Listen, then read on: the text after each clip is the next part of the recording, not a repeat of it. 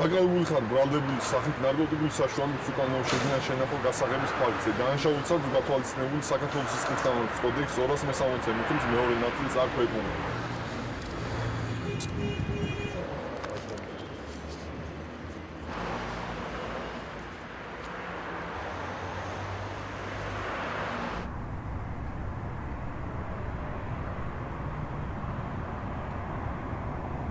Promise me. Da calcuna meglio grazie. Quindi siamo molto attenti a tutti già sia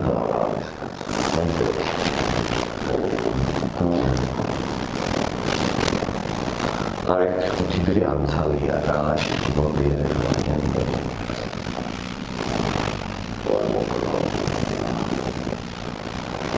che volevo rivisare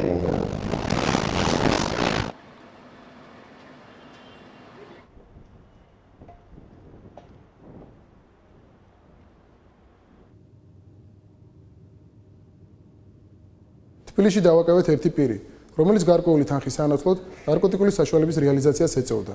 გამოძიება დიდი ოდენობით ნარკოტიკული საშუალების შეძენა შენახვა გასაღების ფაქტზე მიმდინარეობს.